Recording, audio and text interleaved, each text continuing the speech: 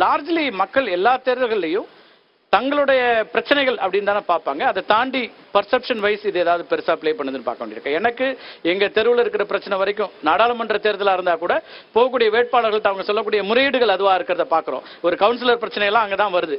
அப்ப மக்கள் எதை பார்த்து வாக்களிக்கிறாங்கன்னு பார்க்குறீங்க? அதுல தேர்தல் வாக்குறுதிகள்ங்கிறது எவ்வளவு தூரம் இம்பாக்ட் இருக்கு?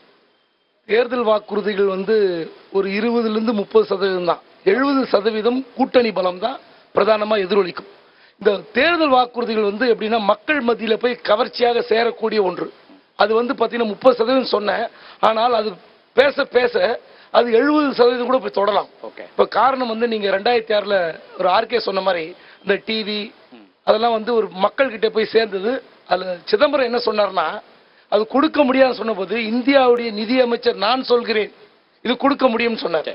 சோ அப்ப அந்த வாக்குறுதி கொடுக்க முடியுமா முடியாதா என்ற விவாதம் ஒரு மக்களிடையே வரும்போது யார் சொல்கிறார்கள், எப்படி செய்ய போகிறார்கள், இது ஒன்று. ஆனா எல்லா வாக்குறுதிகளும் நிறைவேற்றப்படுகின்றனவா, அது ரொம்ப பெரிய கேள்விக்குறி. இப்ப அது பரப்புரைகள் அந்த கேள்வி முன்வைக்கப்படுது. நீங்க இத்தனை வாக்குறுதி கொடுத்தீங்க, எவ்வளவு நிறைவேற்றிருக்கீங்க அப்படிங்கிறது ஆட்சி பொறுப்புல இருக்கிறவங்கள்ட்ட முன்வைக்கப்படக்கூடியதா இருக்குது. ஆனா எதிர்கட்சியா இருக்கிறவங்களுக்கு அந்த அட்வான்டேஜ் இருக்கா? இதெல்லாம் நாங்க செய்ய போறோம் அப்படின்னு சொல்லக்கூடிய ஒரு இடம் அவங்களுக்கு கிடைச்சிருக்குன்னு பார்க்க முடியும். எல்லா கட்சிகளும் வாக்குறுதிகள் தருகிறார்கள்.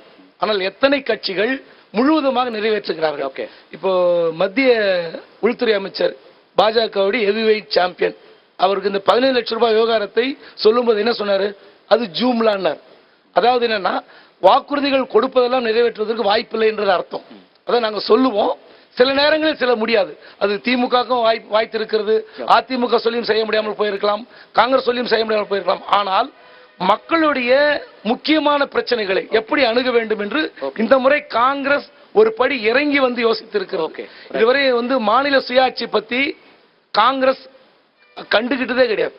முதல் முறையாக விரும்புகிற மாநிலங்கள் நீட் தேர்வை வைத்துக் கொள்ளலாம் என்று சொல்லும் போதே அந்த மாநில சுயாட்சிக்கு முக்கியத்துவம் கொடுக்கிறது. இல்ல அதான் இல்ல ராகுல் காந்தி அந்த விஷயத்தை 2019 இன்னும் அழுத்தம் திருத்தமாக சொல்லி இருக்க முடியும். ஆனால் இந்த முறை சொல்லும் அறிக்கையா இல்ல, ஆனா அவருடைய அஷூரன்ஸா வந்துச்சுங்கிறது சுட்டிக்காட்டு. அதனால அந்த மாதிரி ஒவ்வொரு முறை இப்ப திமுக பாத்தீங்கன்னா மாதந்தோறும் மின் கட்டணம் சொன்னாங்க, அது இன்று வரை அமல்படுத்த முடியவில்லை. சோ அதுல இருக்கிற நடைமுறை சிக்கல்.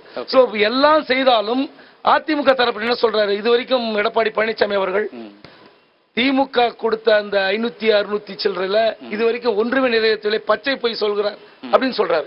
அப்போ நிறைவேற்றினது கூட அவருக்கு தெரியாமல் சொல்கிறாரா அல்லது அதுதான் அரசியலா?